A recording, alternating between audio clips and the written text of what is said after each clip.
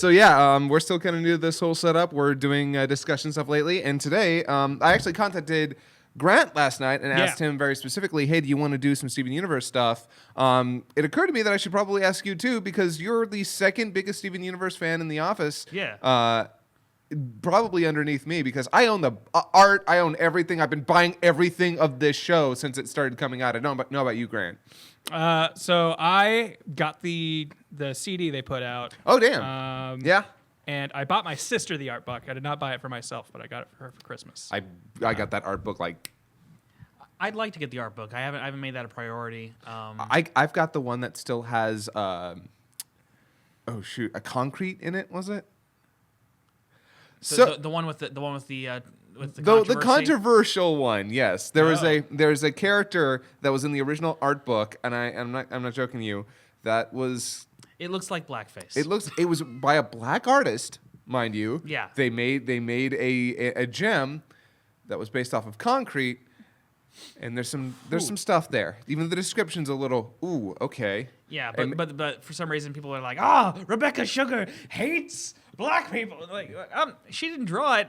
No, but anyway, that's a controversy for another. That's a thing day. all on its own. Yeah.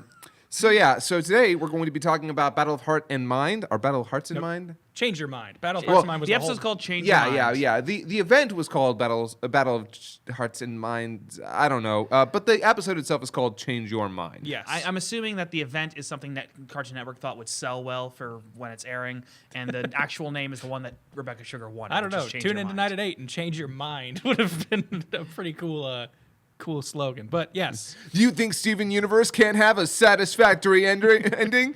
Let us change your mind. So yeah, this is the season finale of season 5. They have apparently said there was going to be a season 6. There will be a movie that's going to come out. I knew the movie, which might set up whatever the next stuff will be. Who knows? Yeah. So we'll get into this, but the fact that there's going to be more Steven Universe after this is pretty crazy. And obviously, spoilers for all you kids at home who haven't watched this yet. God help you if you haven't watched a lot of Steven Universe, because everything happens in these 4 episodes. Yeah, it's crazy. We're going to kind of spoil everything if you haven't seen it yet. So, there's no point in being here if you haven't seen Steven Universe. Go watch a lot of it. Yeah. And then come back. Yeah. So let's start off where it begins, obviously, Stephen and Connie have been thrown into a tower, which is basically a prison. It seems to be the Gem's way of grounding, like the Diamond's way of grounding their siblings when they get out of line. Yeah.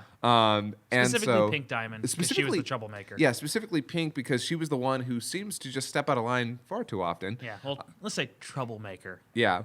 And Steven, still wearing his new getup, which I kind of adore, modeled directly after Pink Diamond, wakes up with Blue storming in, very flusterous. But then he quickly realizes that Connie's not there. He freaks out, and then the conversation starts to go a little bit weirdly, as at first it seems like it's playing off itself exactly as it should, but and then like Muppets start showing up. Yep. And it's like, and then you realize, like, all of a sudden Steven starts looking like Pink Diamond, and you're like, oh, so this is like a memory. Yep. And then once again, as we find out, it's a flashback to a time where this has happened before with actual Pink Diamond. Which I guess she created Muppets. No. She says they were organics from a colony. Oh, okay. That she took back with her, because we know that she likes to keep pets. That's a constant thing that is said. Oh, your pets, the zoo, and then. Yeah. So I'd like to point out something that's said here. So the entire conversation is Blue basically saying, you keep doing this. You keep stepping out of line. You keep pushing things. Sooner or later, what's going to take away your pearl? Yeah. That has some very dark implications that's later. Explained. Yeah. That is not properly explained, but it is shown in very dark regard. So it's very much it very much strikes me like how royalty back in the day would have a whipping boy, like an actual like best friend that was raised with the royal children, but the nanny or whomever that couldn't actually do anything to the royal child, so they would hurt They their would punish friend. their friend just Yes. because I can't do anything to you. So Yeah, hey. basically they'd have them form a bond with somebody and then punish their friend and it struck me a lot like that. Yeah. And you'll see, we'll talk about it when we get to it. That's going to be literally near the end of the episode when this finally comes around. But it matched up with like a theory I had when I first watched it. Oh. And everybody else also thought that. It was like, Yeah, oh, yeah. yeah. Which means they left good clues. Yeah, people were pretty smart to catch on about what happened here. Yeah. So, finally that conversation wraps up as he once again realizes, oh shit, this is a past memory. Wakes up, he's with Connie. Blue storms in. Deja Blue, good joke. Yeah. And there's a confrontation because Blue tells him you need to apologize. And it's very a similar conversation. Yeah. And and Steven's like, no, I'm not going to apologize. And of course, Connie's like, dude, what are you doing? He's like, I'm not sorry. Yeah, Like, you can't. and Connie's, from a perspective of her mom, she's like, no, you don't just say sorry. That's You don't what get you it. do. If you don't stand Make up your for mom yourself, happy. this is never gonna fix. Yeah. Also, we haven't eaten in God knows how long. We don't have days on this planet. Yeah. So, and which also leads to one of maybe the best jokes in all of Steven Universe. I'm sorry, I loved this joke. When Blue snaps at Steven in this scene, she uses her that power where she makes people cry. And Connie's like, Steven, are you okay? No, don't worry. I'm not even sad. To which she responds, no, you're dehydrated. Yeah. And I'm like, oh, God. You're losing all of your water. Connie's so great. Like she thinking about something that nobody else would think about. Yeah, I know.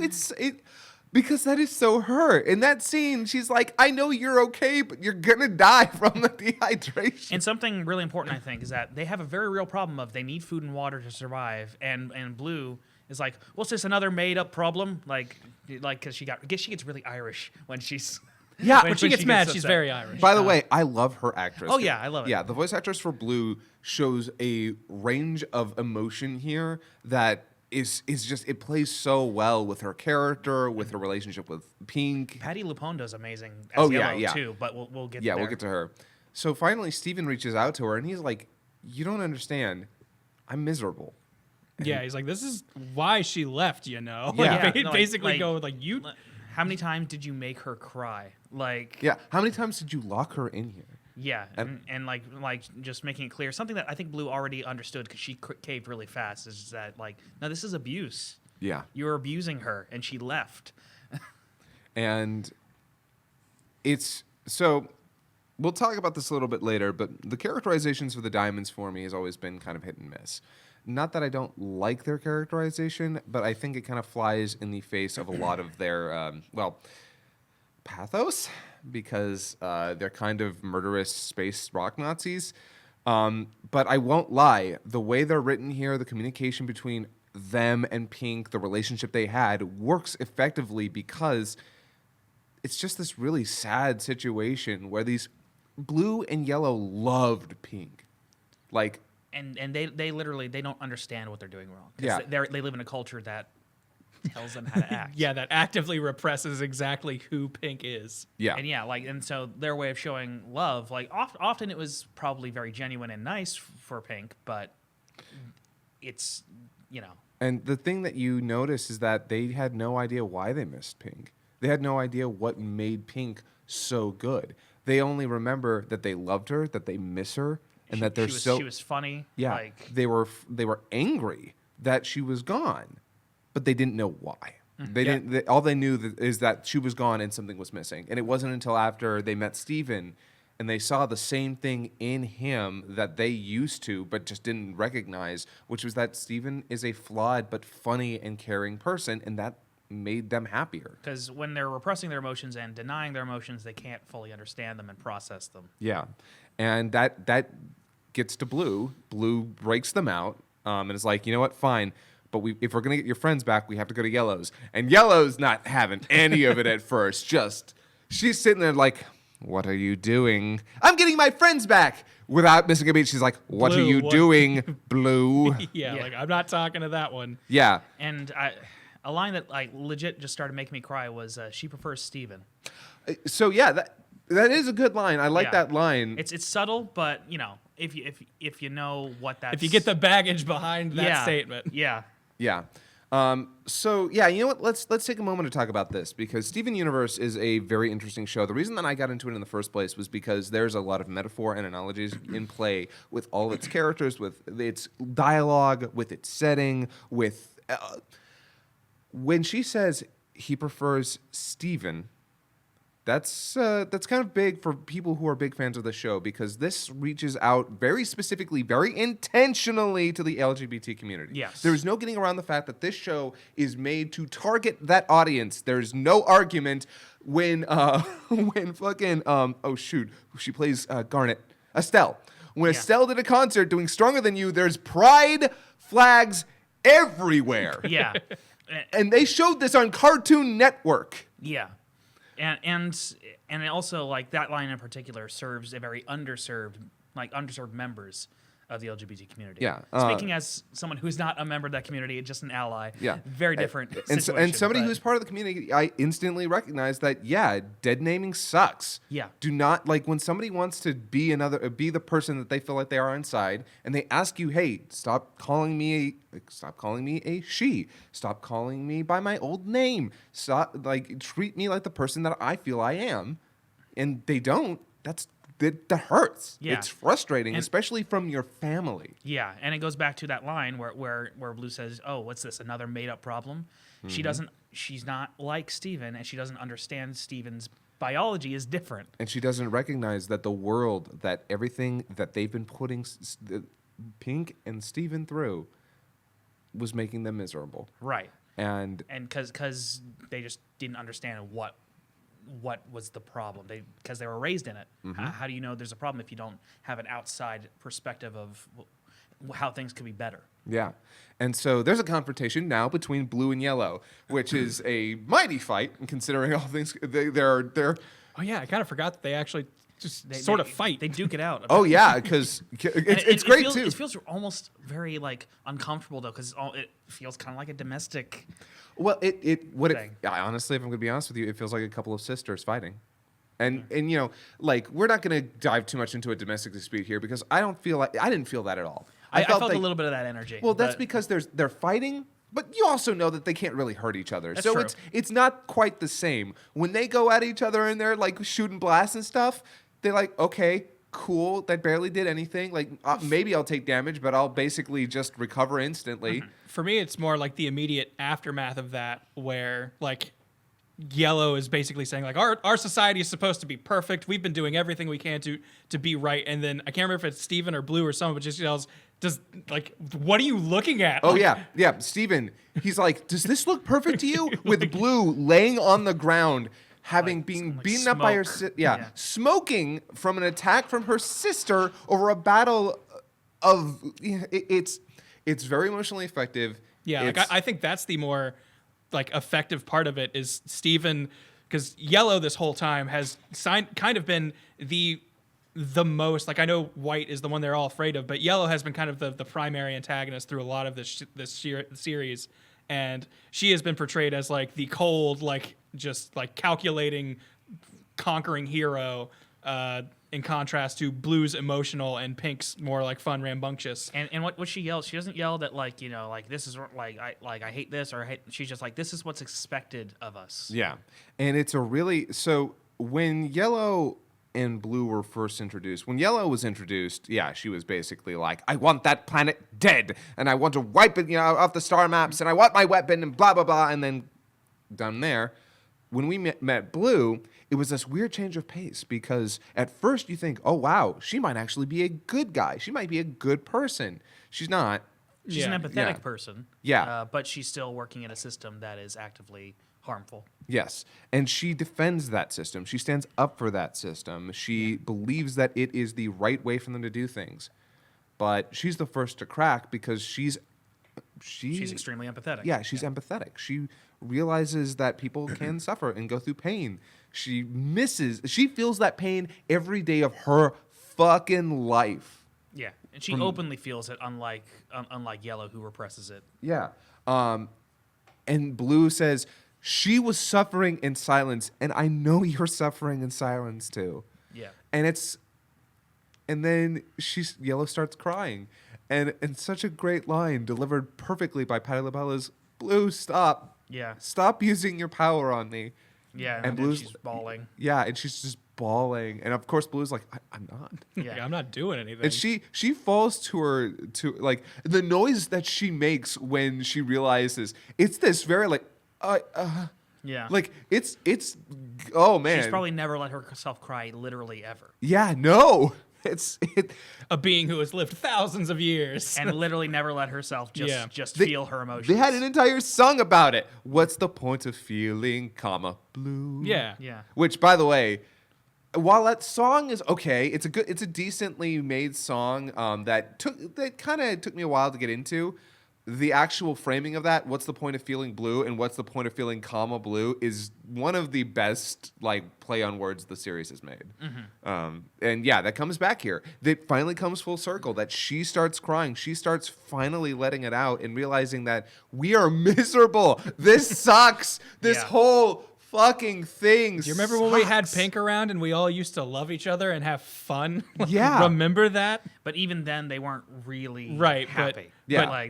But they were happier when. Yeah, they when Pink was understood the there. idea of Yeah. we used to have something that we don't have anymore. Yeah, things and it's weren't- never coming back is like the part that they can't come to terms with. Yeah. Yeah. Things weren't perfect then, but they're worse now, and something has to change. Yeah, because Pink was at least there, challenging what they felt was established and what should be. So the next thing that happens is Yellow comes around and is like, all right, we're gonna get you to the legs and we're gonna get you out of here. So let's go. And by the way, throughout all of this, the crystal gems are the ones proper, the ones that we know, the ones that. I mean, there's Peridot and Lapis and Bismuth. So I guess we have a lot of No, the crystal gems have upped their Grown. numbers significantly. But like for really the original main team, the OG squad Yeah. is all there just in their gem forms. Yeah, because Inert because they got blasted. specifically Yellow says they took a blast from me, so they're gonna be out for a while. Yeah. Which was a pretty good. Good explanation. When She is a diamond. yeah, if you get pooped by a goddamn diamond, you ain't coming back for a while. That's how Yeah. it goes.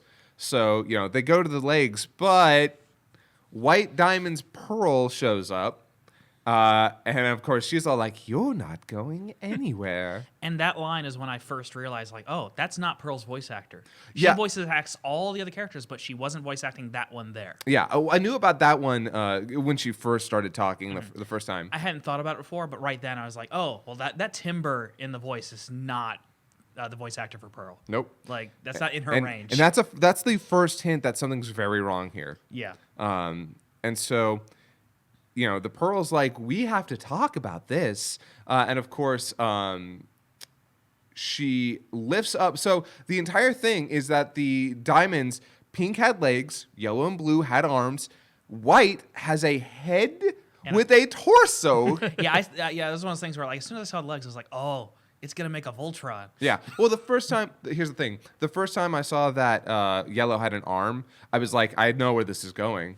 I hadn't thought about it. I thought it was just like some neat. It weird wasn't until I imagery. saw the pink legs that I was like, oh, of course. Yeah. Well, when I saw the blue arm, actually, is when I realized that. 'Cause Wait it was- a 'cause it second, was the it's other another arm. Yeah, that's actually just- like the left hand and the right Up to hand. that point, we'd just seen them have a ton of just ships that were hand, so I just figured like, oh, they're more important. They have a longer ship. Yeah. Yeah. It was just like I thought it was just cool imagery at first Yeah. until I saw the legs. I was like, oh, okay, I see where this is going. Yeah. And so basically, this torso with legs is like, all right, everybody, go to your rooms. And Yeah. which I love Blue's response. Which rooms do you want us to go to? And Yellow's like, don't make her any more mad than she already is. Yeah. Like, Just do Mom. what she says. The most sarcastic and snippy Blue ever gets. Yes, which it's interesting because they say sisters. I think they say sisters. I don't think they ever refer to them by any traditional. They feel very much like sisters. Yes, in a Except for White, Yeah. who very distinctly feels like a mother. An Yes. angry mother. A very angry, very controlling mother. way. And dismissive. And oh yes, excessively. She is white, upper middle class, like wasp Diamond. wasp as fuck. Yeah. And so this is where Yellow and Blue tell Steven, just go, just get in your legs. Run. We'll and- deal with her. Yeah. Oh, wait, no. First, what happens is the arms come in. Yeah. Yeah. Yeah, the arms come in. So in the previous episode, they sent an SOS to Bismuth And Greg. and Greg, and who shows up but Bismuth, Lapis Lazuli, and Peridot. And the best part about them showing up is, can we get Peridot and Lapis up on screen? Yeah. They were poofed and they came back, which means They get new designs, Yeah. which makes me incredibly happy because, okay, first, coming to glasses on Peridot, it's so good. Peridot Yeah. has always been, if I'm being honest, my favorite character of the whole series. Yes. And it's so great just to, like, I kind of feel bad because I feel like they keep playing her as the comic relief in fights lately where she rarely gets good moments. But this... they gave her some good stuff to Yeah, do. she gets some good stuff here, and she looks great. Comes back, she's like, "I left as your warrior, but return as your savior." No, Like, servant. Yeah, Servant. servant. Yeah. Yeah, and what I really like is Peridot gets the crystal gems star. Oh, yeah. But Lapis isn't quite there yet, but she does get the yellow sash. She's never had yellow. in Well, her design actually, no, before. she's got the star. She does. Yeah. Look, her chest. Look at this Yeah, image. It's actually a star. Oh, it's like half a star. Yeah. Okay, so Yeah, she's getting there, but she's yeah. not quite there yet, and she has that yellow sash that's like not a part of her usual aesthetic. Yeah. But it looks great, Yeah, I love it. and I love the It's- martial artist like sort of sportsy. She's got pants now. Yeah. Which, it's a good look for her. It's a good look. I'm very happy with these two. We can see the screen right here, so I'm just looking over. I'm like, oh, Yeah. our little lesbians. Yeah.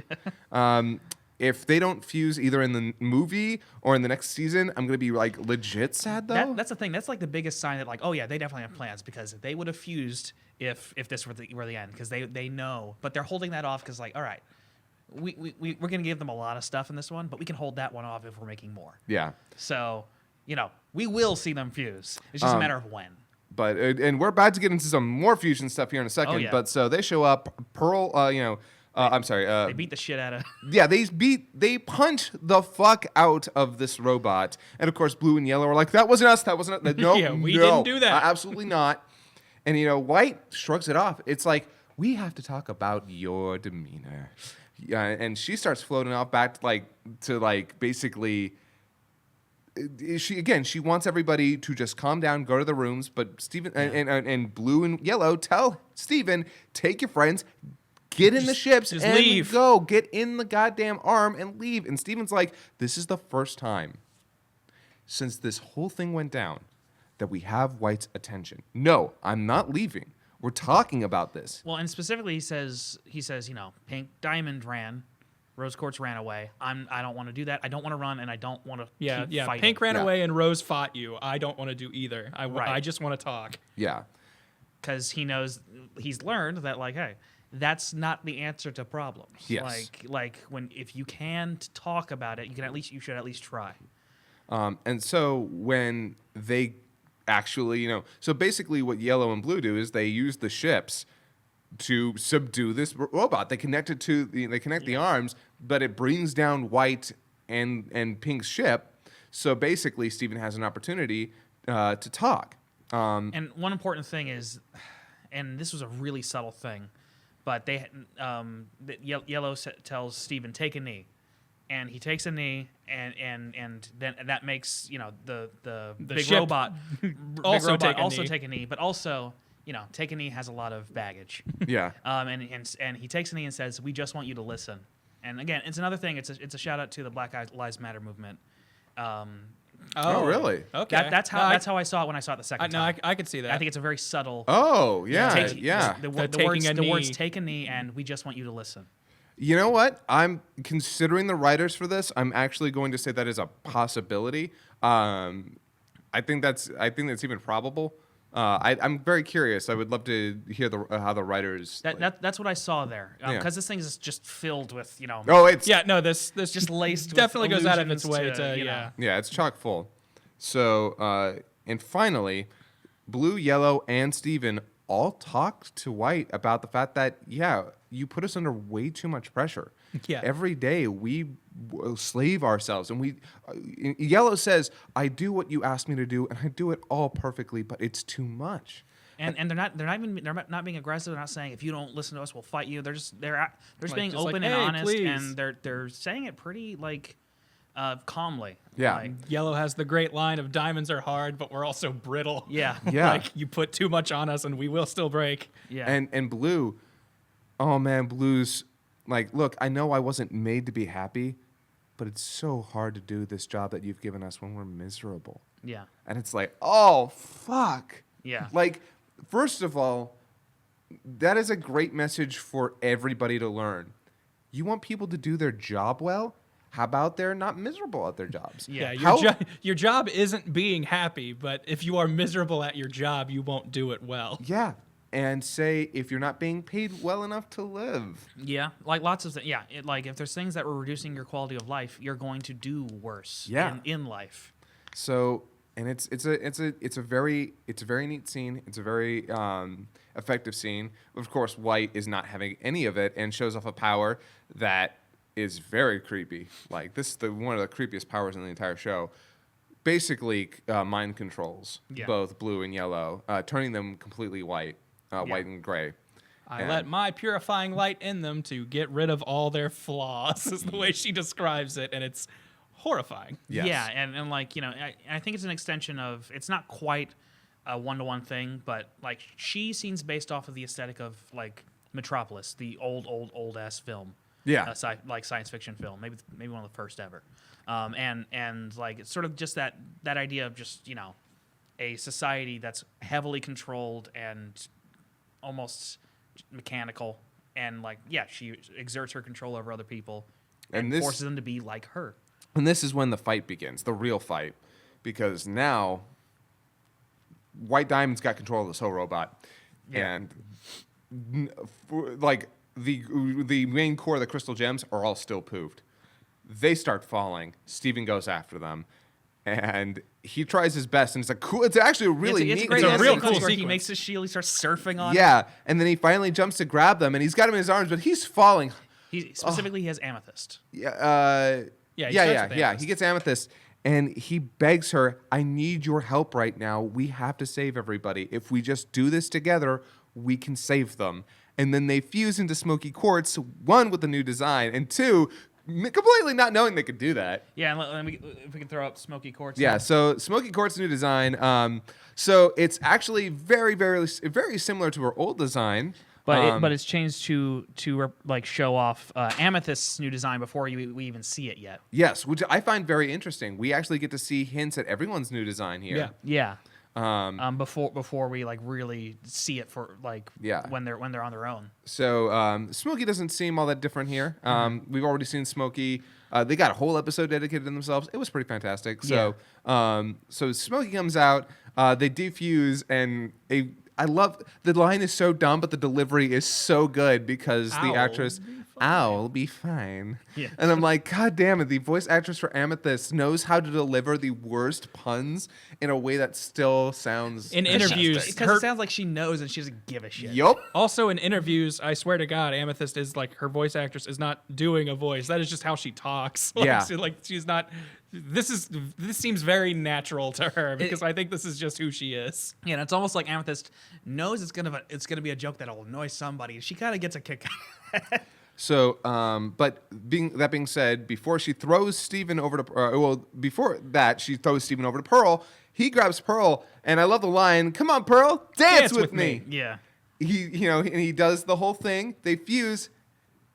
First of all, I love the music for this character. Well, that's something we should really note right now is that like every single character in Steven Universe has had they haven't had motifs, but they have had instruments that represent who they are. Yep. Steven has had chiptune music. Pearl has always had a piano going on. Yes. Amethyst, I believe it's a lot of rock and stuff. Like percussion. Yeah. And Garnet, I believe it's a bass. Yeah, it's bass and hip hop. And so all the music is a mixture of those instruments together to make a new song. And here we get a mixture of the chiptune with the piano. Yeah. And it's so playful and fun and just Behold, reminds me. Rainbow Quartz 2.0. Yeah. Yes. And what do you know? It's Rainbow 2.0. yeah, and they're basically the Doctor.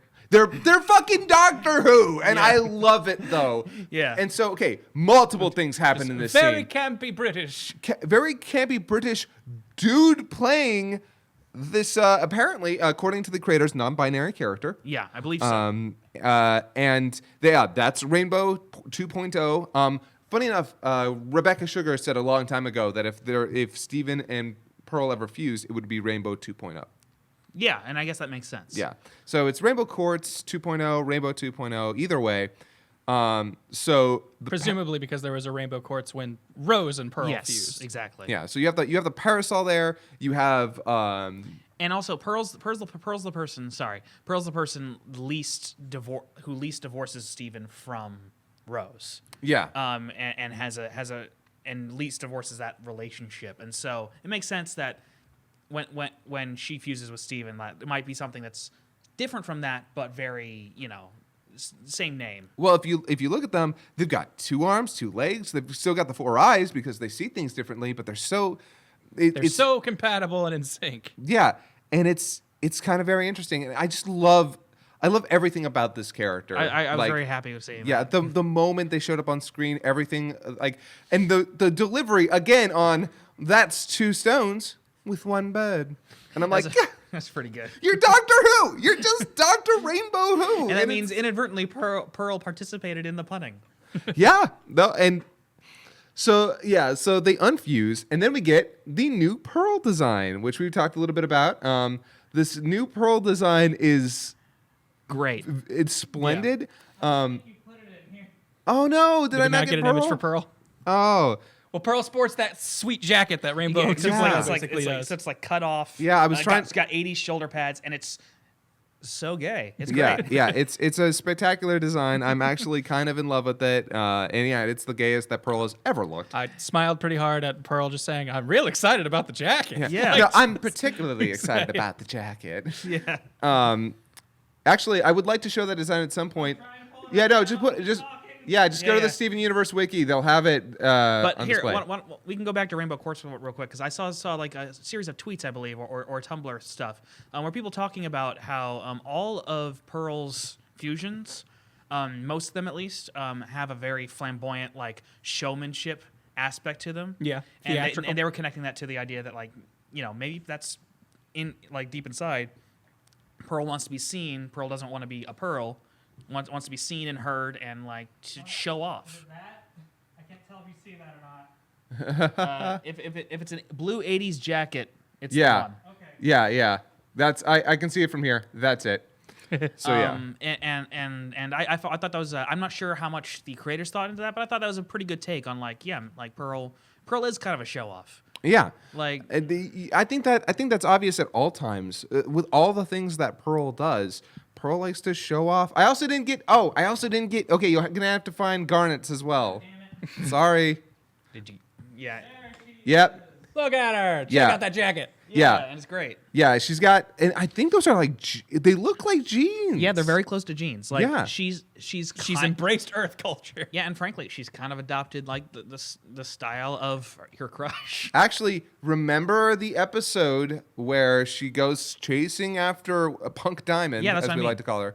Yeah, she wore a very similar design to this. Yeah, there we go. and- Stop. Move it to me. Move it to me. All right. Oh, hey, yeah, here. All right, Right so there. yeah. As you can see with this design, it's very much like the one that she chased Punk Diamond in. Yeah. Which that is the name that I'm calling that chick. We never got a name. That's what I'm calling her. Yeah, and maybe that just reflects more accurately now who Pearl sees herself as. She's less repressed. She's more willing to have fun and be herself. She's not as uptight as she used to be. And I do personally appreciate the idea that she is trying to be more of a showman in all of her fusions because they allow her, as we saw with Sardonyx, she feels more powerful. She feels like she's bigger and better, so she gets to be that person. Yeah. So And now she's learning to self-actualize, be that person on her own. yeah. So the next character that we have here, and so they're like, "Yay, we've got everybody safe." But then they see the robot and they're like, "Oh wait, no, there's still that." And so Steven, with Peridot, Lapis, Amethyst and Pearl. Pearl. The only one left is Garnet. Who like Ruby and Sapphire are in his hands. Yeah, as Ruby and Sapphire. gems. Oh, Bismuth too. And Bismuth is also and there. Steven's like, okay, look, we're going up against a giant robot. We need you, Garnet. This is your thing. Yeah, this is your thing. So But yeah, then- yeah, so he Steven fuses fuses Garnet, with- and yeah. we get Sunstone. Who? Do you have something to say about it? Sunstone looks rad. That's what I want to say. But if you were watching it on TV, it cuts at their commercial cliffhanger is a pretty solid shot of Steven Yeah. getting stepped on, and then then commercials, and Yeah. then comes back to Sunstone throwing the robot off of him. And Sunstone's gimmick is Oh, weird and yeah. fun. You better step off. Yeah, and By like- the way, played by a black New York chick who is leaning heavy into it. Yeah. And like her whole vibe is like Saturday morning cartoon, like, hey kids, don't try this at home. Yo, don't do this. This is dangerous. If you're getting bullied, find an adult. Yeah, it's like We're gonna stop this bully. But kids at home, if you ever encounter a bully, make sure you tell an adult. yeah, like it's like an 80s era The 80s, like late 80s, early 90s. Yeah. And I love the reasoning for this. You have Garnet, who is incredibly responsible. Her whole thing is she's even-minded. She's like, no, you have to make sure that you take care of this first. She's kind of the mom of the entire group, Yeah. even though... and confident. Yeah, and confident. Steven is also very good-natured, and he wants the best for everybody, but he's also very childish about it. He's a kid. Yeah. So what happens when you mix those together? You get Sunfire. Yeah, you get Sunstone. Oh, yeah. Sunstone. I got it wrong too. Oh, I mean, look at her head. Yeah. I keep thinking Sunfire Stone. But yeah, no, Sunstone is funny and fun, but she's there, I think, for the appropriate amount of time, because too much Sunstone would have probably been a little much. But she is my favorite design of the folks we saw that are new. Oh yeah. Yeah. If you'd have told me this was going to be the design for the fusion with Steven and Garnet, I would have been like, no way. That doesn't look right. But seeing it, I'm like, no, it's amazing. I love it. Everything about it. Yeah. It's super cool. And Unfortunately, yeah, they unfuse. yeah, it's very shortly lived, much like the other two, because while it's strong enough to lift up that leg, it's not strong enough to fight up against the robot. So they get unfused pretty quickly, and then we get the new Garnet. Garnet's Yeah, and There's- I love her new glasses. I like her new glasses. I'm not huge on the new design as a whole. I don't hate it. I don't even dislike it. I just don't think. I think it's a step down from her previous design. Also, but wow, even heavier on the bisexual colors now. Like, I think on her chest it's the lesbian pride colors. is that lesbian pride? I believe so. I could be wrong. I don't know the flag. Again, not in the community. It's but all right. I could be wrong. I'm just saying, like, I love Garnet. She's one of my favorite characters in the show. Having her back is always good. And I get a lot of yellow. Like bringing in the yellow. Yeah. And I think that's something that they've been warming up trying these to. cool colors. Oh yeah, huh? Okay. Oh wow, yeah. Actually, wow, those are some pretty lesbian pride colors going on there. Yeah. Okay, well, Because it's Sapphire and Ruby. Yeah, you don't like have to they're not they're not bi. They're lesbian. yeah, you don't have to put it on screen necessarily. But I might. Okay. Yeah, go But for he it. has the power. Yeah. So, but yeah, it's really cool. It's really interesting to see. Because again, this, like, if you don't like the fact that the show is very directly targets the LGBT community, maybe not made for, but actively targets, it does. I'm sorry. Made to support. Yeah, Rebecca Sugar's very already big said it metaphor. on many times. Yeah. So it's very interesting to see how those things are worked into the characters' designs.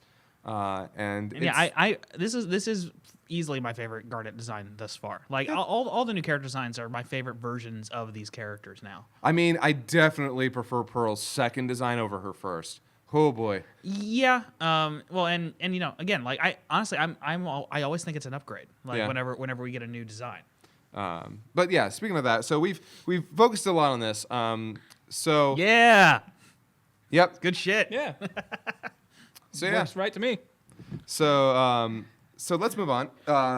So after this, they throw the robot off of him, but the robot is still way too much for Sunstone to handle. Yeah. So let's bust out those big guns. Yeah. So And I didn't even- Garnet says, let's form Obsidian. Yep, Obsidian. So She already knows. yeah, they've never done this before, but But haven't they? I presume they have with Rose. Exactly. Is my yeah, thought. they have with Rose. So they manage to do this. It's kind of crazy, but they do it.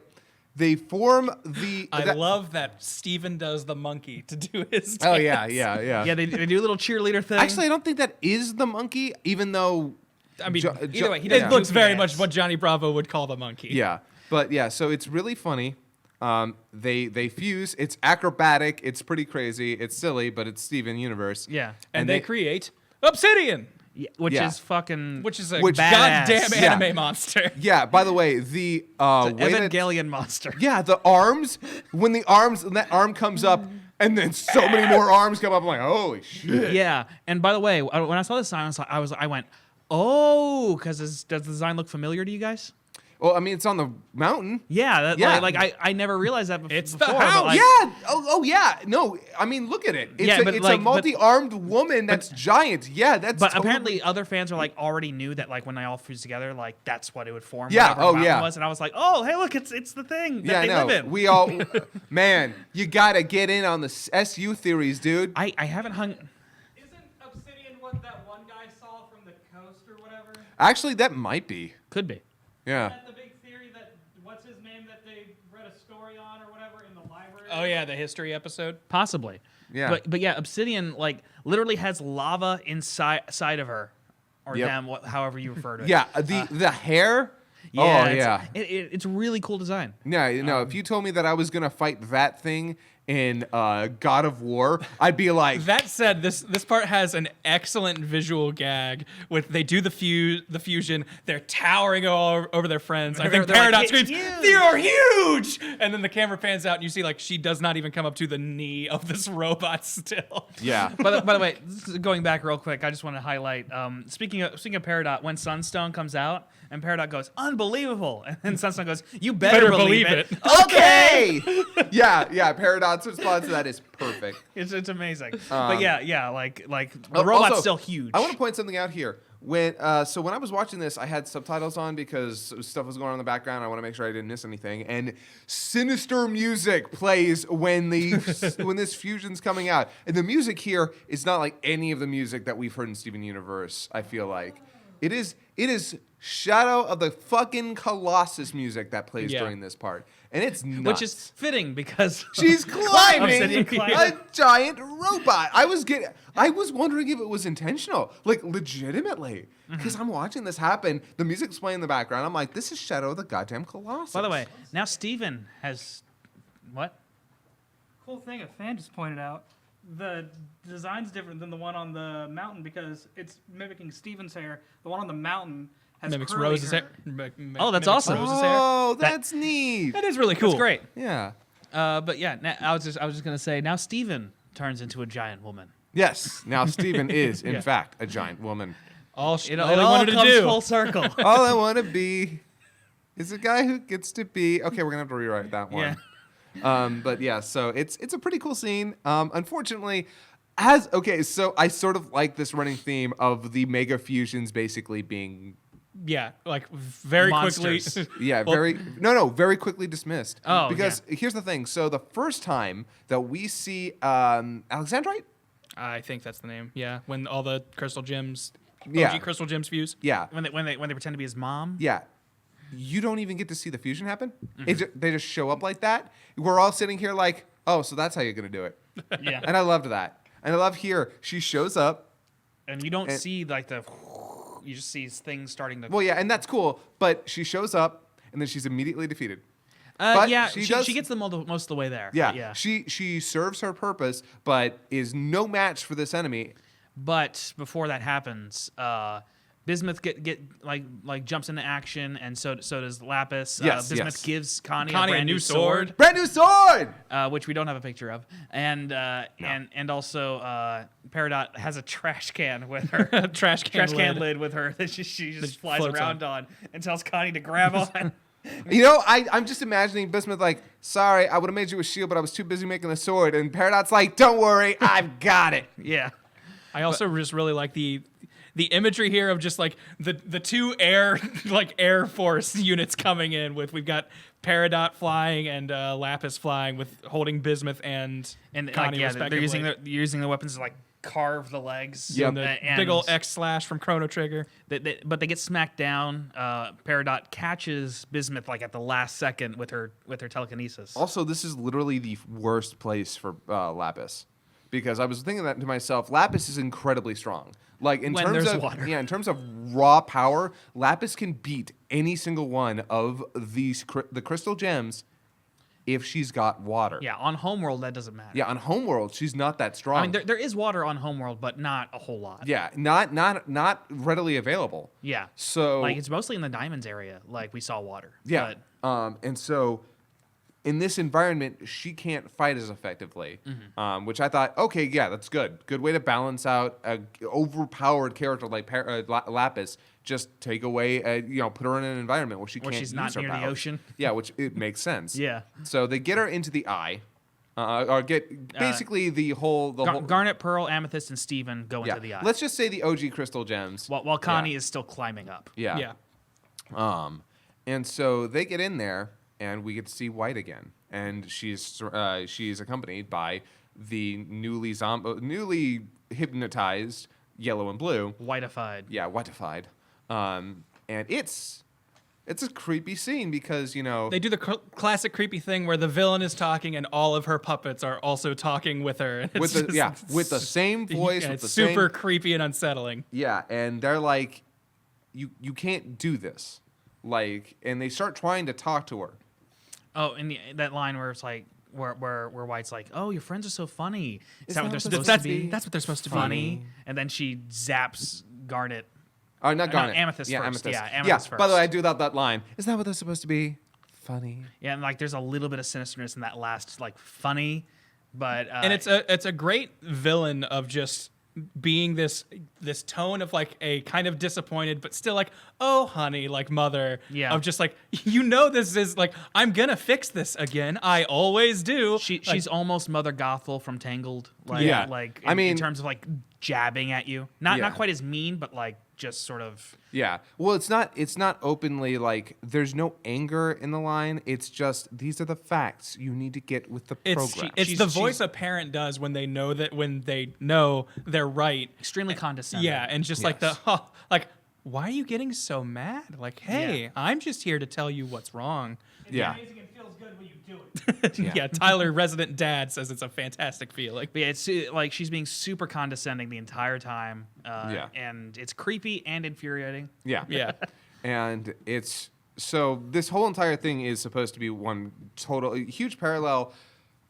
Okay, it's a giant metaphor for an over-controlling parent, but Yeah. there's way more to it going on here, as we see. Well, and also like culture in As general. I said, way more going on to it Yeah. than we see. But the immediate thing that kids are going to say is like, "Oh, it's like an over-controlling parent," which I like that this works on multiple levels because when you have this, kids deal with this a lot. Kids deal with over-controlling, abusive parents because here's a funny thing.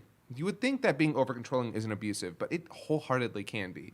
If you limit your child's ability to grow and change into the person that they should be, that's abusive. Yeah. You're hurting them by doing that. Because like people like the idea of tiger moms, for example, or just parents who try to make a kid what they want them to be. yeah, Living vicariously through their Yes. children. Yeah, because Connie draws the immediate parallel of you can't keep doing this. Like if you when you control your child like this, they become miserable.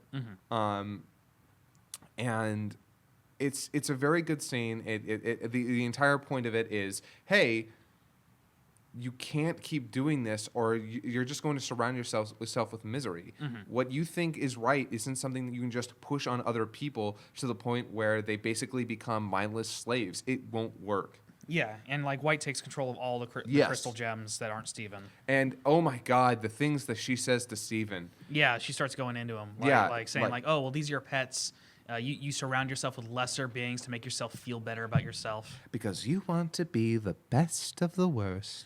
Right, and Steven actually doesn't even deny that might have been Well, what his mother was like. he denies it, but he also says, even if that is true, even if it were, that's my mother. That's not me. Yeah. And White's not having any of it. And I do love, again, I love how White's like, the delusional, the obsessed, Yeah. Like naming all the problems that all their character or all the supporting cast has. The problems that they have in large part kind of overcome through Steven. Yeah. Steven has helped them through these problems. Yeah. But White is portraying it as, oh, well, maybe you're just making those problems worse. Yeah. It's like, stop helping them. Yeah. You're only going to make it worse. Yeah. Because the what he is encouraging in them is things that White does not value. Yeah. And so, White's had enough. Like She- Connie shows up at Yeah, this point. yeah. Like, Connie is now here. Connie can't help. Connie ain't gonna do shit. I mean, she's holding her own against Pearl at first, with Pearl like one of Possessed Pearl. my favorite frames of Pearl, like with her like having like a Mickey Mouse weird like tiny Oh yeah, smile. the Mickey Mouse. By the way, everyone that she controls suddenly has a smile on their A face, creepy, and it's forced smile. yeah, it's terrible. It's the worst. Yeah. And like Connie holds her own against Pearl until she's distracted by Steven getting in trouble and then gets captured as well. Yeah, and she gets captured, and then finally White has had enough of this, and she's like, "All right, look, I'm obviously not talking to Pink Diamond. You're right. So I'm going to talk to Pink Diamond." Yeah, like she's under the impression that Pink Diamond is literally pretending to be Steven, just like she pretended to be Rose Quartz, and that that's why Steven has all those memories of Rose Quartz, is that Steven's not Steven, he's just Rose Quartz lying to herself. Yeah. Well, then she grabs the gem. Yeah. And it's a really creepy scene because it's played out very terrifying in a very terrifying There's manner. a lot of like That sweeping shot of like going around him and like Yeah, and the music in the background is like, wait, no, she's not going to. And she It's in grabs it silhouette. and starts pulling on it. And I'm like, oh God, okay, I know this is Cartoon Network, so it can't get that gory, but this is still fucking freaking me out. this show's Yeah. already had weird imagery with him throwing up his mom's hair in a Yeah. nightmare the other episode. And then- so and it then- can go far. And then finally, it slips out, like no resistance after Yeah. like a little bit. and then black. And that basically it's the third episode of the 4-episode Yeah. one mega episode. Yeah. That's done. Yeah, and then when we come back, like only half the screen is showing up as Steven's waking up. So this is some of the coolest storytelling they've ever done, and I love this sequence. The idea is Steven can see through two eyes now. It's a split He's seeing from screen. two perspectives. Yeah, Yeah, he's seeing from two perspectives. It's a split screen, and you see him waking up and like looking down for his gem. He can't find it. He doesn't it's know just where it blank. There's no Yeah. gym there. Yeah. He doesn't even there's- have a belly button. There's why would he? nothing. Yeah. Yeah, he's never had a belly button. He's always had his gem. So there's nothing there now, and he's freaking out. And you hear the ring of a flashbang going off in the background, and then the other side of the screen has been black, but then it starts to go white, and Steven looks up, and what does he see? He sees his gem in the air, Yeah. and it forms into Pink Diamond's silhouette, then Rose Quartz silhouette, and finally into Steven's. Yeah. Steven's body basically comes down, but it's nothing but pink. Yeah. It's made of light. Yeah, it's made of light. It Pink literally- goes Steven. Yeah, Yeah. and in that moment, and it's this great scene where he's looking to the side, and he slowly looks over to Steven and Connie. You just see the perspective like panning. And I Yeah. love that as Pink Steven is descending. Yeah, you you see see- the face of White Diamond and like everyone White Diamond's controlling, looking like, what the fuck? Yeah, they're all like, yeah, this is not what they expected. yeah. And so he shows up there, and White is so confused, so And- goddamn and confused. angry. actively angry now. Yeah, like Yes. this is like one of the first times we have seen her be actually like the facade is gone. She is like, what? This where is she? Yeah. To which Steven responds perfectly. Just very quietly at first. She's gone. What Where- was that? What did you say? And holy shit, this freaked me out. Yeah. Yeah. She's gone. Like, yeah. Screen it's like shake, Dragon Ball Z. crater Crater. around. Like Yeah. it's like fuck. Yeah, puts a great crater in the fucking ground. Yeah. And by the way, I want to point something out. I don't know if this was intentional or just the animation. It looks like he's standing on air. Yeah, no, that's Yeah, intentional. yeah. There's a crater underneath him, but But he he's- does not move. Like Yeah. the ground beneath him falls away, but he doesn't go anywhere. Yeah. Yeah. And so he just steps back up and then starts walking forward. And, this, by the way, this shakes the entire robot.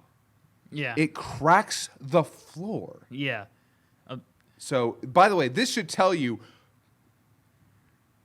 he's really strong. Now, I was going to say, so He's this a is, diamond. This is kind of the part that a little bit confused me, just because I'm not exactly sure what this is supposed to. Well, I guess as it goes on, I can ask more about what was supposed to represent. Well, specifically, I've got a pretty good feeling because it's been a running theme throughout the show. So as by the way, Steven during this part is dying. Yeah, he's Yeah. like, no, Yeah, I need it. yeah, his his actual he's body, his desperately human body grasping. is dying at Yeah. this point. Like He's- he, including his clothes, even like he's completely desaturated. His eyes are just like Sunken. sunken in, and he's like saying, "I need it, please." Like he's He's barely go- able to talk. Yeah, he's- all of his voices are just kind of wheezes. Yeah, he can't stand, he can't crawl, he can't move. He's going to die without this because it's his essence, it's his life. What he just got taken out of him is basically half of him. Yeah. And this unemotional, like it has no emotion. Yeah, Pink Steven does not appear to have any emotions. Yeah. It seems to be just like the representation of the part of him that is a gem and also just his power in general. Yeah. Although we can assume that maybe there are emotions in there, but right now, because with that scream, I was gonna say, that it scream- seems like it's got a whole lot of anger. Yeah. To me, it almost seemed like it was just making sure it was definitely heard that time. It's like, oh, you didn't hear me? Well, I think that's also because this scene very specifically represents Steven finally coming to terms with who he is. Because throughout the entire series, he thinks, am I me or am I my mom? Yeah. And he says, no, I'm me, but White was right. He can't come to terms with it because he keeps getting her memories. He keeps connecting with her. Yeah. And he just can't tell 100%, no, I am me, I am myself. Yeah, and in this scene, with physical proof, Yeah, no. that's just another part of him. yeah, this is you. And like we should note that White tries to zap Pink Steven and take Oh yeah, control. and he's like It's nothing. Yeah. By the way, I'd like to point out that he raises the shield, right?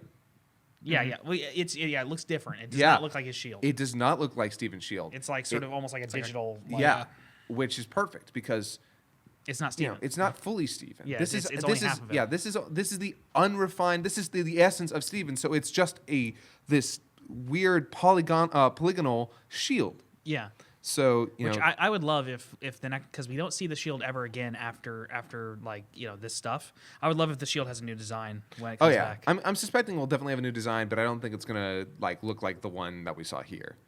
Yeah, no. I just hope it looks like a little This bit is more like feral Steven. Steven's Like this shield. is Steven's Yeah. shield, not Yeah, Rose's. Steven with a star on it. I'm hoping. I'd hope. Yeah. I also think that this is kind of the diamonds really haven't had to deal with or come to the realization that Pink is actually dead, gone. Yeah. White has been just consistently throughout the whole thing just referring to Steven as Pink, being like Pink, you're And so is you're Yellow. lying and to Blue. yourself. So it's a little bit of a also coming to terms with the death of a sister/daughter figure for White, of just Yeah. she's gone. You can't make me into this person you think I am. Yeah. That person doesn't exist anymore. And the motherly aspect is really, really, really sent home here with the very specific fact that she says, I am perfect and you are all basically Your reflections of me. yeah, they're all reflections of her. She is the white diamond, the pure diamond, where everyone else is the yellow diamond, the blue diamond, the pink diamond. But she's all colors. Yeah, she is all colors. And so she sees herself as superior. Yeah, she sees herself as superior. Because she's white. Yeah. Yeah. Let's not let that one go because a little bit, Yeah. bit A little bit in there. I have considering- all the colors in me. I'm the most important. Yeah. And so, white, literally a white supremacist. Yeah. Oh boy. Anyway, not going to go too far into that one. Yeah. But so he keeps walking forward towards himself, and Connie's like, "Okay, we need to get you over there." So picks Steven sure. up, starts walking. I can't carry it for you, Mr. Frodo. Yeah, I know, right? And White keeps trying over and over to hit Steven, even with the help of everybody else. Like that great shot where she's like, "You don't you dare raise your shield at me!" Yeah, then everyone White Diamond has controlled shoots lasers. Yeah, and no. Yeah, and in fact, he blasts it apart and like knocks them all down. And then Steven's freaking out, like, "Please don't! Yeah, you're hurting them. Yeah, he gets upset, and then so it stops. Yeah, It just keeps going. and finally, Connie gets Steven over to this other version of himself, hands him over, and the look. Oh my God, the look. The animation by one of James Baxter, one of the greatest animators alive. Was it James Braxton? I thought. Baxter. James Baxter. Okay, I thought it was Braxton. I didn't know his name, but I did hear it. He's a Disney animator. He also worked on the DreamWorks films Prince of Egypt and Spirit, and he is a legend because he does everything traditionally, and yet somehow he can make things look like they're 3-dimensional in a way nobody else can. Yeah. And he's insane, and also his grasp of emotion and The second Steven and Pink Ghost Steven touched, it was like I immediately, even my untrained, not very super animation savvy eyes was like immediately like, this looks gorgeous. Like it's all this shot composition, the motion, it all looks incredible. It's all on ones. It's all on ones instead of 2s and 3s, and it's just a huge shift because this moment is so important for Steven. You said you cried at the line for when Blue said he prefers to be called Steven. Yeah. I bawled at this because the animation here. It was enhancing the emotion so much. So there's always that was really well animated, but sometimes it could be for something bad or it doesn't really communicate. Or just something that has a cool factor. Yeah, that's cool. This isn't cool. This is beautiful. Yeah. This whole moment is beautiful. They specifically chose this moment for a reason. Yeah, because he smiles and he hugs himself. Yeah. He embraces himself, and the other half smiles and starts laughing, and they start dancing, and then they fuse together again. And the last shot we see of it is him with his arms around himself, smiling, with tears in his eyes. Literally embracing himself. Yeah, Yes. self-love, and acceptance. I fucking lost it. Yeah. Oh my God. Yeah. And it's just James Baxter just did so much work into making it just pure joy, like personified in animation. Yep. And like them hopping around together, and even the the silhouette, because there's a camera spins. Like the last bit of it, the last couple seconds are a silhouette of a body swinging back and forth. Yeah. And you can see exactly what's happening. You know exactly what's happening in that silhouette of the fact that he's just swaying back and forth in love with himself finally. Yeah. And it was a great moment to choose to amp up the production quality for that small moment. yeah. And I will just say real quick that like people see that like point at this and be like, why doesn't it look like that all the time? Or just like why can't it everything look else like this the whole time? Everything else is bad animation. This is good animation. It's like, nope, you literally have no idea what you're talking about. You don't know how production pipelines work. You don't know how anything works. Let's be honest. The animation in Steven Universe is not terrific, but a lot of it is very stylized. It is very competently made. But the frame rates are limited not out of like laziness, not out of like even lack of money. It's out of necessity because you only have so much time and so much work you can put into an episode. Yeah. And if every single episode tried to do what that did, or even just half of what that did, it would never come out. Yeah. And it's also very good to note that I can't remember, it's something Takafumi. Basically, one of Trigger's animators worked on a very important episode. Yes. And it was a beautifully animated sequence. The whole thing was very beautifully done. Yeah. But that was because they had a very specific animator in there, a very specific director working on that scene. Yes. When you have the right people, this is what you get. And also that's the difference between big thing here. When they worked with James Baxter and when they worked with the man from Trigger, they had to do things differently. I believe when I look at the Steven Universe sequence animated by James Baxter, I believe that was animated in-house, as in America at Cartoon Network. by Cartoon Network staff, like cleaned up by them. Usually, how the production works is that a Steven Universe storyboarder, they storyboard an episode as you usually would, except maybe a little more ornate. They also help write the episode, whoever's storyboarding, because it's a very It's a storyboard. It's what's called a board-driven show. Yeah.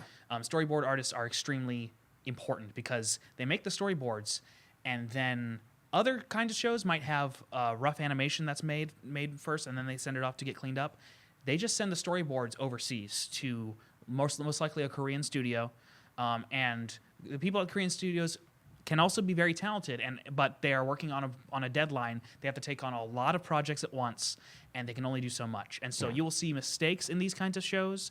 You will see stuff that seems a little stilted, and that's not out of laziness. That's because they have to send it overseas, and then what they get back, they can only change so much without losing a lot of money and time. And so, like that sequence with the trigger animator was also probably handled in-house. Yeah. At the very least, with a lot of keyframes that are very specifically picked, and you can't do that for every single episode. Yeah, and that's the whole issue. Like, that's why the animation industry is such a difficult place to break into, because.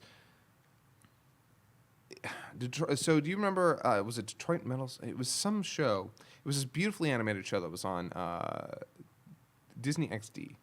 Motor City. Motor City. Yes. It didn't do very well. No. But it was gorgeously animated. It was a ridiculously good-looking show. It's a crazy good-looking show. Yeah. Never saw it. Yeah. And you know what? You never did see it. You never heard anything about it. It was fantastically animated. It wasn't incredibly well-written, but it wasn't bad. And frankly, the visuals made up for a lot. Yeah. But it never did very well because there wasn't the right marketing. It wasn't the right show. It wasn't dedicated to the right thing. Steven Universe didn't have the opportunity to get the animators, to get the artists, and you can't just change that. Once you start a production, changing studios midway through is really difficult. And changing the entire pipeline is Yeah. insanely difficult. Like, I wouldn't be surprised if going forward they tried to change the pipeline, starting in the new stuff, because there might be a more like complete break here. But I also wouldn't be surprised if they didn't, because once you have a pipeline, it doesn't stop. Every single season, like every single episode is produced one after the other, usually overlapping. Like, Yeah. you've done storyboarding an episode, move on to the next one, and it never stops. It's a machine. It's perpetually in motion. It never stops moving until the show is over. There isn't time to change to a whole new Right. setup because Right. you have to keep going. That will take like a year, and for a lot of shows, you can't afford to lose A year break? Yeah, there's no way. Steven Universe is special now, and they could maybe try and do that. But also, do you want to risk that? Do you want to risk maybe losing your audience forever, because it already takes a long time for episodes to come out? It's animation. Yeah. Yeah. So Star Versus actually changed studios for the worse, if I had to be completely honest with you. Quick, Scott, did you say you had to leave at 6:30? Yeah? It is 6:15. Oh, we're good. We're about to wrap up. Don't worry.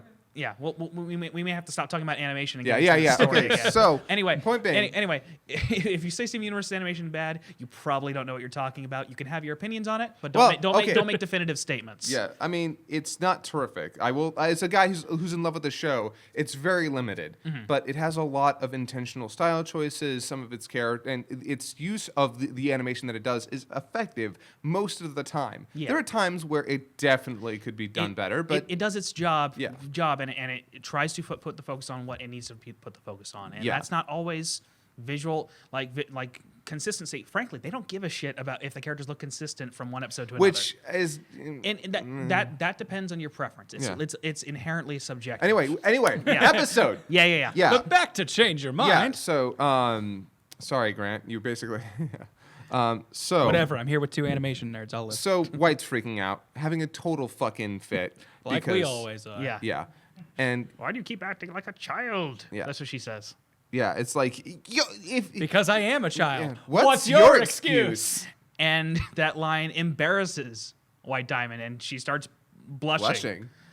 And she's no longer white. She's off color, and all the other ones she controls start to turn pink as well. Yeah. She hasn't felt like this in years, as far as we can tell. Possibly Or ever. No, Yeah. no, I doubt it. I doubt that I bet she used to be better than this. Because she even says, like, she used to make us laugh. Remember, we were close. Yeah, and she does even mention like, Pink, you are always the part I have to repress. Yeah. That said, Yellow and Blue have look like they've never seen her be off color. Not off color, not Right. this. We've never seen her like this, but we've seen like I tend to believe that they were closer and nicer with each other. But this is the first time she's ever felt like frustrated and angry and embarrassed. Well, I Flustered. think this is the Yeah, first time she's she has flustered. seen a mistake in herself. Yes. Is what Yeah. this is. And like she's probably never been embarrassed by anybody. She's been the one in charge. Yeah, because like this with Steven calling her out basically, and he's going like, "I'm a kid. You're supposed to be in charge, but you're having a tantrum. Like, Yes. What's your excuse?" Like, up to this point, White has for the most part never even dropped her facade of being this calm and in charge, level-headed person. But two, on top of that, like, having someone point it out and like, you can't deny this, you are doing this in front of everyone, like, Yep. we have witnesses, you're acting like an immature child right now, what is your excuse, Yeah. little missy? And, And- just like, and- fuck, like Yeah. oh no, I've been doing all of this, putting myself on a pedestal, and the lowest of the low, the one I'm calling the child, is like, yeah, but fucking look at you. Yeah. And It's- that's it's- kind of where this snap comes from, I think. I loved it. Is her realizing her own And undoings. And she like she releases her controller. Everyone, I think, hoping that she would that she would be able to get her color back. Like maybe she was afraid she was spreading herself too thin, but it stays there. And Yeah. she's like, oh, I feel ridiculous. Like she's probably never felt embarrassment. Yeah, and it's a great If I'm not perfect, who am I? Well, Yes. maybe if you'd start letting people be whoever they are, you could start being whoever you are. Yeah. Which is a callback to a classic line from him, the song, "Let yourself be whoever you are." Yeah, and Which is one of my favorite songs in this entire series. It is real good. We also get, I think this is when Peridot, Lapis, and Bismuth show up ready to fight, and everything seems like it's mostly resolved. Like Yeah. everyone's kind of on the floor and like, oh, okay. Yeah. And so throughout all of this, I've been very positive and I've very much enjoyed it. I'm not gonna lie. The next 5 minutes are the next part is probably my least favorite part of this whole special, kind of for a couple of reasons, and we'll get into it. So so this whole thing happens, all this big emotional stuff, and then we go right back to Earth. Yeah. Steven takes them to Earth. Yeah. We go back to Earth. Sadie's in the middle of a concert singing "Let Me Drive My Van Into Your Heart" with Which Greg of the I audience. liked. Yeah. I liked that a lot. Actually. That's great. It makes me feel like Sadie has gotten together and made this Mr. Universe cover band, and I think that's just Oh great. my God, yes. She's taking all of his old songs Yeah. that never. Yes. So they're having a concert, and at the very end of the song, the whole robot shows up. And, freaking everybody out. But then they all realize, holy shit, Steven's back. They're all happy. Steven gets to see his dad again. He introduces them to the Diamonds, who are Yeah. like, hi. Yeah. Particularly White. It's like, what's And going on? The best part is, and the timing here is this coincidental as could possibly be. But you know what? But For who the story's cares? purpose, let's have it happen here. It's fun. Fucking what's his face? Lars. Lars shows Space up. Pirate Lars. Captain Harlock Lars. Captain Harlars. Larlock shows up, and he's got the whole off colors. Yeah. The off color crew with them, and of course it's great. It's a great setup of. Good, finally, no more homeworld, no No more more laws, diamonds. no more So- diamond authority. Right into the diamonds, right in front of the diamonds. And then they say the gem equivalent of "we're fucked." Yeah, well, we're cooked. cracked, Yeah. and Great replacement word. I really Yeah, like that. I hope yeah. they use that more. yeah, and of course the diamonds are like, oh no, we're not. We're not doing that right now. Yeah, it's like that, meh. And of course, White's response of it's like, say hello, hi. Yeah. Like basically looking at disfigured people like, oh my God, these are like the worst of the worst. Why am I here? She's opening her mind, but it's not fully open yet. Yeah. Just the commoners. And, Lars and Sadie get their reunion, which it's a decent reunion. It was nice. Yeah. And I specifically liked, they didn't draw attention to it, but Lars being not being selfish. He's like, "Oh my god, I ruined your concert. I'm so sorry." And that's something old Lars would have never done. Oh yeah, and I like Sadie's response of like, oh, "You wish." That honor goes to Steven. And she's being more confident around him. Like, Yeah. like their character development is there. It's just not like, look at this. Yeah. See how much they've changed. Yeah, and you know what? That's a good thing to point out. Yeah. So what happens is, is Steven's like, "Oh yeah, I'll pay you back," and she's like, "How about right now? Let's do it right now." You go ahead and do the encore. Yep. And then we get the opening song with new lyrics that are okay. Well, that applied to the current situation. Yeah, they apply to the current situation. And basically, it's the prologue. Yeah. The entire thing is they all get all the gems. They put them in Rose's fountain. They basically all have a soak together. And basically do what Blue was talking about they used to do in a previous episode where Pink would swim around with them and be funny with them and have fun with them while they were soaking in a sauna. Yeah, directly referencing the thing that they used to do. Which I watched everything after Legs from Here to Homeworld, where they first seen White Diamond. I watched all that in a binge because I left episodes off. And that's a great way to binge it. It's basically like a really short movie. Yeah. About being on Homeworld. So yeah, I saw that instantly because I had just seen those episodes. Okay, cool.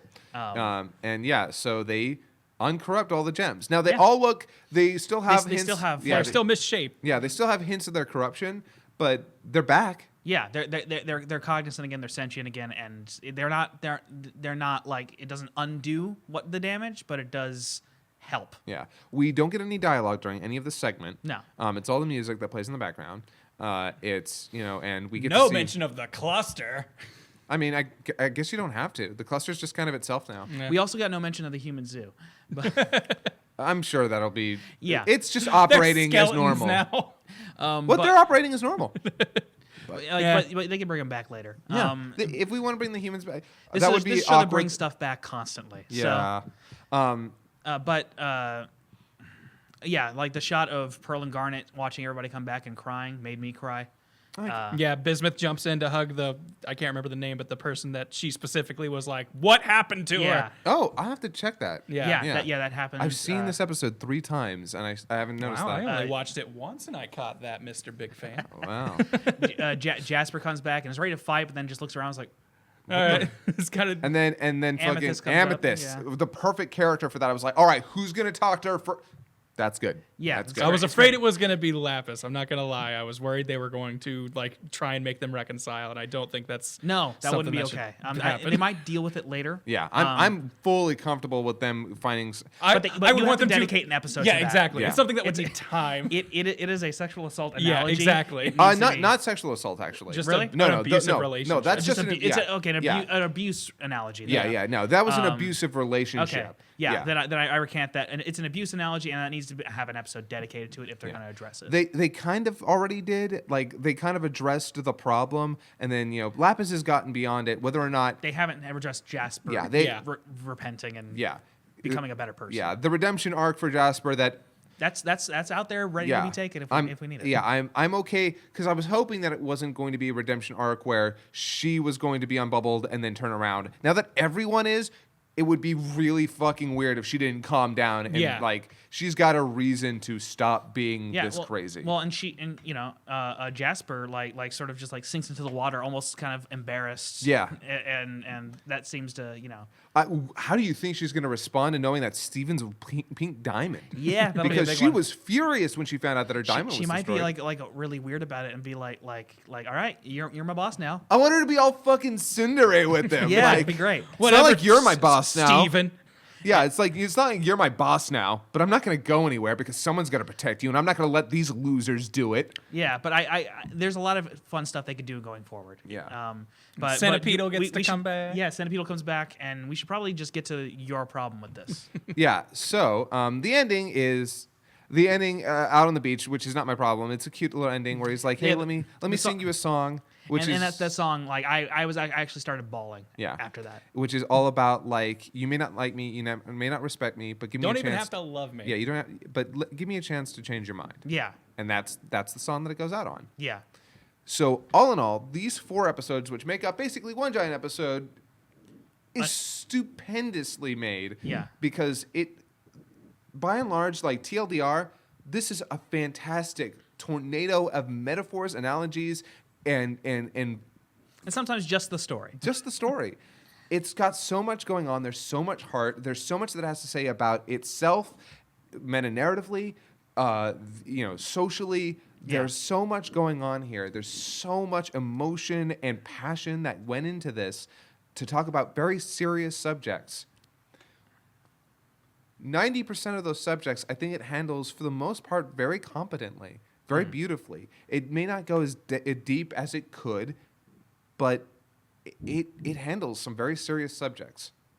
One of the things that, unfortunately, and I'm going to have to call this out, that I do not think that it handles very well is the fact that these are murderous, genocidal tyrants who, for the last several thousand years, For more than human history, for practically. more than recorded human history, has been obliterating planets full of people to turn their planets into weapons to subjugate more people.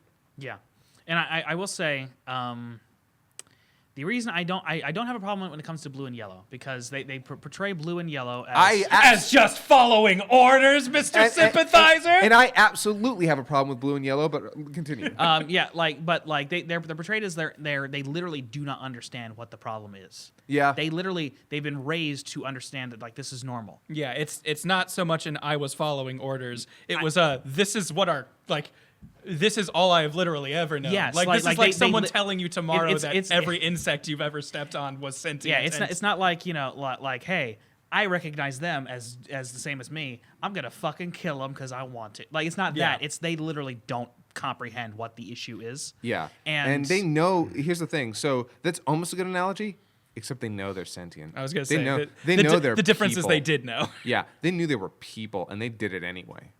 Yeah, and that's a good point. But like, my main thing is with White Diamond, I think it's a harder argument to make because, as far as we know, White Diamond created this society. As far as we know, maybe going in the future, we find out that's not even true. Yeah, we have no idea how this was all set up, but ultimately, you have, and this is the problem when you make a metaphor out of something like this. To fulfill it, you have to fly in the face of logic to such a degree that it's disturbing. Like, you have to basically say, yes, you can reason with genocidal tyrants. You can't. You cannot do that. You cannot change a genocidal tyrant's mind and make them a good guy. Yeah, That's never happened in any recorded history ever, ever, ever. Yeah, on a thematic level, you can change the mind of a homophobe. Would you? But- Okay, I'm gonna throw a hypothetical your way of which of these would be the better way to deal with this. So we have the story as we know it. Would it have been better for the Diamonds to be this unrepentant, like, you can't talk us down, someday you have to use force, and the lesson of the show being eventually force is required? Or would it have been better if there was no actual death and no real stakes, and for them to be like, well, then let's undo everything we've done. We never killed a gym. We just corrupted them. That is a good point in that, like, Because, with like, the story what they're kind of telling- resolution can you get to? So the issue here ultimately is that you're playing with the idea of war. Yeah. And when you bring war into your story, if you don't handle it well, I think you're sending a bad message and you're flying in the face of logic that is difficult for kids to comprehend, but as adults can seem very reprehensible. Because ultimately, you're talking about people who, again, murdered thousands and thousands of trillions. Mm-hmm. So it's like, hey, maybe not write your story with or maybe replace them with new characters or something. Write your story to where we don't have to forgive Space Hitler. Please. Don't make a story where we have to say, oh, it's okay, Space Hitler. You said you're sorry. We're cool now. Mm-hmm. Well, I mean, it's not like they're hanging out on Earth. They do go away. They fix. They help. What I don't they know. can They help, throw and the then big they old leave. peace sign before they leave. do, but then they leave. They fuck off. Yeah, but they're repentant, and it seems like, yay, now we can probably be a family. Unless they want to actually somehow bring All this- right, Scott. So are you saying that your preferred ending is White Diamond going, oh my God, I can't believe all these terrible things I've done? And Steven goes, yep, now get shattered because you have sinned. So stories often handle this by sacrifice. Okay. By like For White Diamond. Okay. Oh, Yeah. all right. Now, So is White redemption- Diamond being like, Now, I'm not saying that necessarily should have happened, but the last second redemption, and that's how stories. Sometimes it's chickening out of it, but sometimes they just don't want to deal with the gravity of the situation. Darth and that's, Vader. Darth yeah. Vader is the ultimate. Darth Vader killed himself to make up for his misdeeds because the story 'Cause knew there's no other way. You don't Yeah, you don't you get can't hang drinks. out with Darth Vader. Yeah, you after don't get what he's drinks done. with Darth Vader. You don't do that. That said, since we know the story's not over, and since that could actually still happen, are you willing to see if that does happen before actually judging it on those merits? If Space Hitler died, Like, wait for the protecting show to his- really end. I would like to point out that I knew they were going to do this exact thing. I didn't know how they were going to do it, but I knew that they were, and they did do it. So this show has given me no reason to think that it will somehow actually make up for this huge lapse in practical logic. Now, That said, they're moving on to a different story and therefore possibly like different themes. but like, I'd like to point out that this complaint does not ruin Steven Universe for me. There No. are people out there. There's a certain video out there. I'm not going to even name it, No, but don't. you've probably seen it. It's I haven't. It rails on Steven Universe in ways that it honestly, like, while some of its arguments are very validly made, some of them are not. Some of them are antagonistic. They are in bad faith. Yeah, in bad faith, vitriolic, and I do not support the video. There are some parts in it that I'm like, that's a good point, and I think that's a point. wish that- you had made it yeah, differently. I wish you'd made it without being such a Asshole. yeah. She's For me, it's more. I think this story covers a lot of things spectacularly well, and makes like a lot of great points. About a lot of stuff. Yeah. I am okay to facilitate those way more like down to earth and things you will actually more than likely experience within your lifetime points than the concept of. But sometimes there are genocidal world leaders that can't be stopped with words. Yeah. Like. And I do. That is a point, but Yeah. 99% of the population of children who are watching this, that is Yeah. not a lesson that reflects Yeah. on their lives. and I think it's great to present kids with a show that no, the answer is not violence. punch things. Yeah. Yeah. And Which- like we didn't really have that as kids. Yeah, and look, that's what I do want to take away from this. That while I personally feel like it's irresponsible, to have a story about war and basically have you talk your way out of it. Well, on top of that, I think this also presents the like. If the lesson you're taking away isn't like you can talk down every big problem, I think it's more you should try to talk down every Yeah, problem. and that's good. That's good. It should at least be attempted. And mind you, Steven yeah. makes the point that no one has tried to talk her Yeah, out of this. He didn't say he won't fight. He says he doesn't want to fight. Yeah. And as I said, it's not the fact that it's a war. It's the fact that these characters are what they are. Like, their history implies that, no, they've done terrible things and been unrepentant. So what makes you think conversation will work? But anyway, my point ultimately being, while I have a hang up on that, one that's impossible for me to just kind of throw away entirely, that does not ruin the story. Mm-hmm. It does not ruin Steven Universe as a whole. It doesn't ruin these episodes. Mm-hmm. I love Steven Universe because it says things and does things with topics that kids just don't get any of. Yeah. In 90% of the things that they watch. Yeah. Like the fact that we have a show that explores sexuality, gender, and really heavy topics and says, hey, yeah, maybe don't fucking be like, don't try to oppress people who for trying to be themselves, etc. Yeah. Like maybe just listen to people when they say, hey, this is how I feel. Yeah. Listen to people. Listen to their pain. Listen to the problems that they've had. It's important.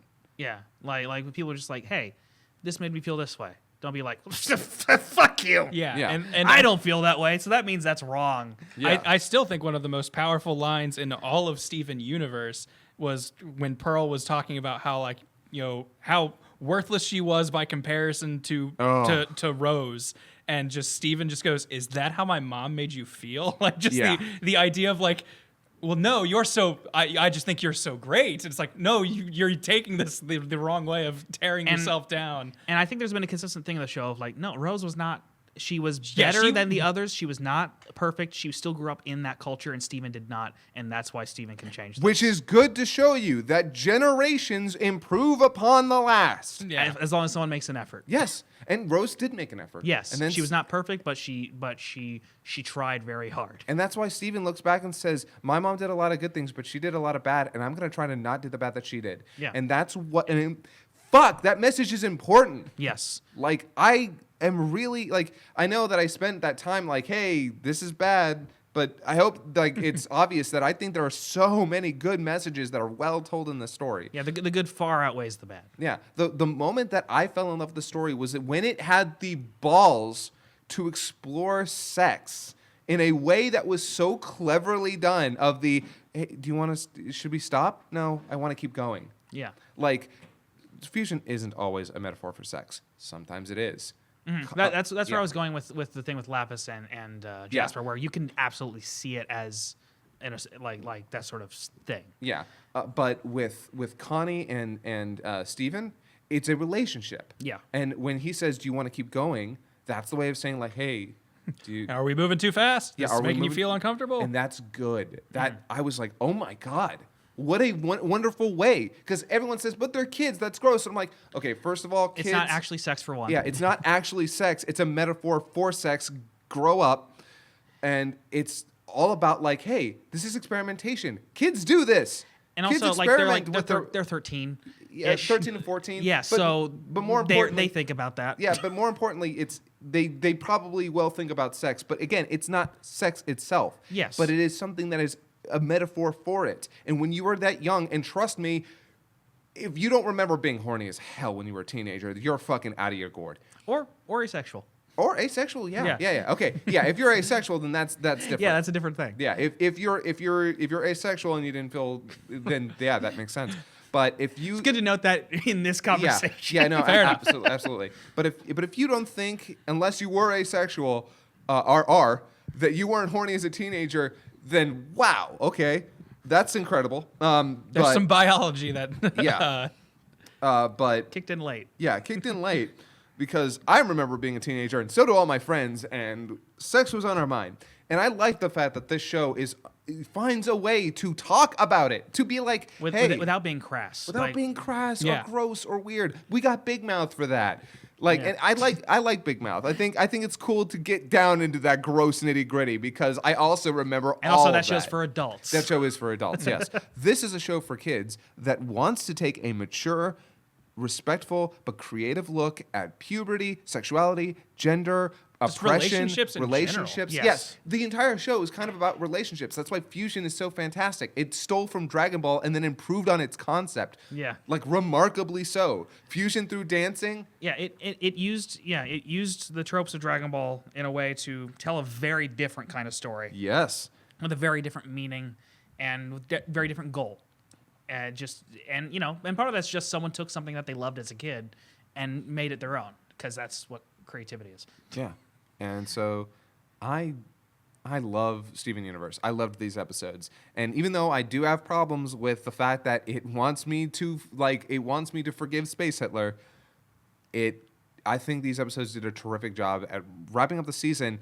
And honestly, if you told me this was the season finale, I would have been like, all right. series finale. Yeah, if this had been the series finale, I'd have been, all right, that's cool. I'll It's go kind ahead. of mind blowing that it isn't. I was yeah. gonna say, Oh, yeah.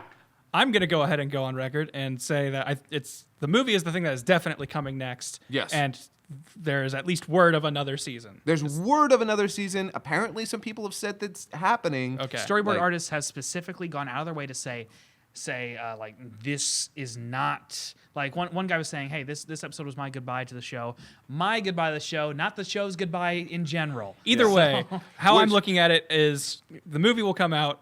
If the movie's good, cool. If it is not, I'm just looking at this as like, this is my canon end. Everything else is going to be like supplementary Steven Universe material that sure can be canon, but is like, here's the core story that I think is like the story that was wanted to be told. Yeah. Yeah. Like the only thing I hope for what goes forward is that just don't pull a supernatural, don't just like retroactively ruin everything. Oh, God, yeah. Yeah. I don't know what story that they're going to White tell Diamond next. got to space and realized, hey, you know what? Fuck everything I learned. But yeah, thus far, like if Rebecca Sugar's in charge, I think I trust the production to at least approach things well and with a lot of heart and a lot of care. Yeah. So, all right. Well, I think that's pretty good for today. Yeah. I've actually got to get going anyway. So thank you guys for joining us for Steven Universe Change Your Mind, the season finale of season 5. Thank you, Grant, Stefan, for joining me. I'm Thanks really for glad I having got to have you guys on here. Sorry if I was a little bit controlling with the conversation, but Yeah, we had to move through it at a certain point. Yeah. I could have gone ranting about animation for a long time. yeah, no, you and me both. And so thank you all so much. You're wonderful. And I think this is going to go up on Bento. If it doesn't go up on Bento, I don't know where it's going to go. Real quick before we go, favorite song in the whole series. Mine is "It's Over, Isn't It?" You go first. Oh, man. It's over, isn't it? Is that also your favorite? Isn't it? Isn't it over? Yeah. You don't have to sing it. Just tell me your answer. It is. Okay. It is. It's totally. I think I really like the wedding song. The wedding song is real actually, good. You know Yeah, what? The wedding song is up yeah. there for me. It's very show tunes, and I love show tunes. I'm Only a Think big About musical Love? guy. Let's Only Think About Love or yeah, whatever it's called? Something about that. Like That one is also very, very good. I really like that one. I like how broad it is, and like it goes places, and it feels like a real musical number. And I really like Tyler, that. do you have a favorite? I can't remember how much Steven Universe you've actually seen. Whichever one is the one about Connie and Steven fusing. Whichever the song is about anxiety. Oh, yeah, the anxiety song? yeah. Yeah. That one is. But it's not. But it's not, but it's I can't remember the but chorus, it's but not. that one. Yeah, it's okay. It's okay. It's okay. Yeah. Oof. Just a thought. Just a thought. That's Here the one. comes a thought. Yeah, or Here Comes a Thought. And Whatever people it's who've called. dealt with anxiety, I know a lot of people who've dealt with anxiety love the hell out of that Yeah. song. Yeah. And it actually helps them feel. As someone who was not super familiar, like who hasn't personally experienced a ton of like actual anxiety, that episode kind of like flew under my radar.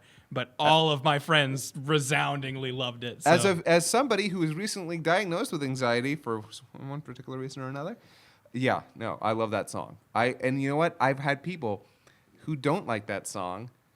Saying like it's a bad representation of anxiety, blah blah blah, this and that. I'm like, okay, but it works. It's worked for me. I think I love it. Like I dealt with a lot of anxiety, and it didn't like work that way for me. But at the same time, that's because people are different, and people have different that's ways weird. of dealing People with have anxiety. different- Yeah. Anyways, I kind of extended this. Yeah, no.